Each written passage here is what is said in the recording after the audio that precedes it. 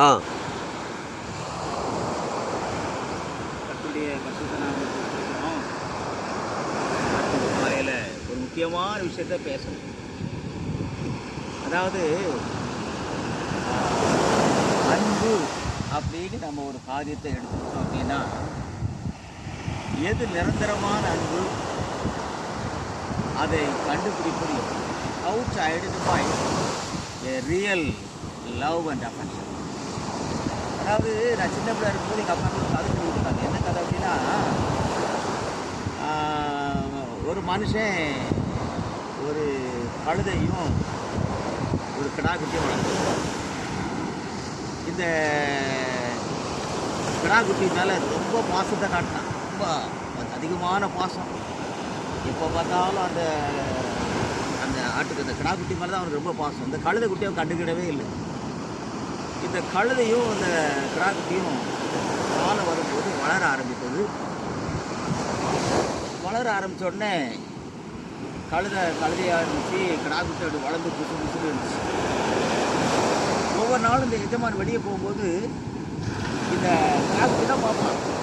நல்லா இருக்கிறியா, சாப்பிட்டியா, இன்னைக்கு எப்படி இருக்கா இது இந்த கிடாக்குட்டி கட்ட கிடாவாயிடுச்சு.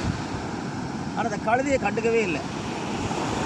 ஒரு நாள் இந்த கிடா வந்து கழுதை பார்த்து சொல்லிச்சு, கழுதை உனக்கு தெரியா, எனக்கு என்ன மரியாதை, எதுமா எப்போ போனாலும் வந்தாலும் என்கிட்ட தான் பேசுவார், என்ன தான் தொட்டு பார்ப்பார், சாப்பிட்டியான்னு கேட்பார், உன்னை கண்டுக்கான பற்றியா அப்படின்னு கழுதை சிரிச்சுக்கிட்டே இருந்துச்சு.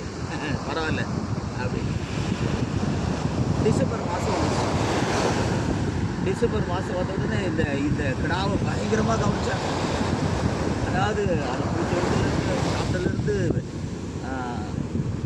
இப்போ டிசம்பர் மாதம் 23ஆம் தேதி வருது.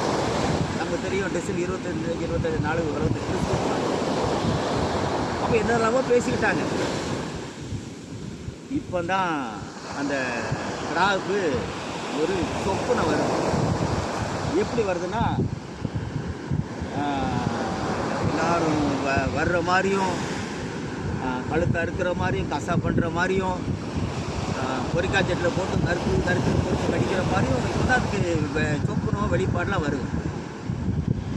ஓடி போய் அது வரைக்கும் பேசாத கிடாக்குட்டி கலந்து, அண்ணே என்ன இப்படி பதட்டமாக இருக்கேன், இல்லைண்ணே ஒரு சொப்பனை கண்டு.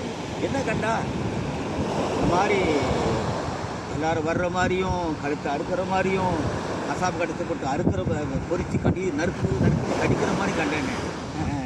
இப்போ தான் கழுதை சொல்லிச்சு, அது உண்மைதான் தம்பி.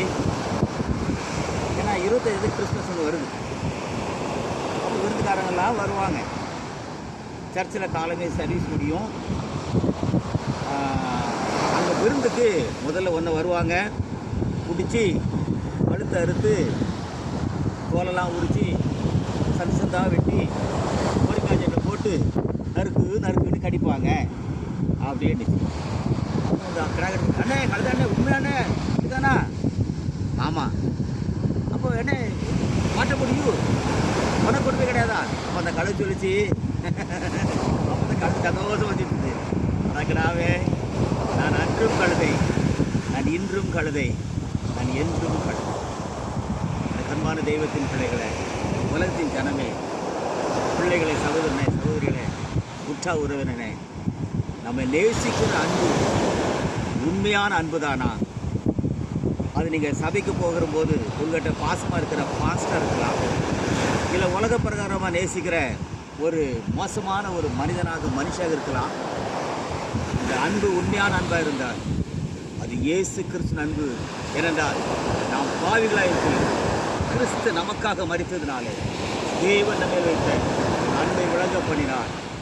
அந்த அன்பை தவிர வேறு எல்லா அன்பும் அந்த கிறிஸ்மஸ் கிடாவுக்கு எஜமான் காட்ட அன்புக்குள்ள அன்பு. ஆகவே ஜாக்கிரதையாக இருந்து உலகத்தில் தப்பிக்கொள்வோம். கர்த்தர் அவர் ஆசீர்வதிப்பாராக. ஆமென்.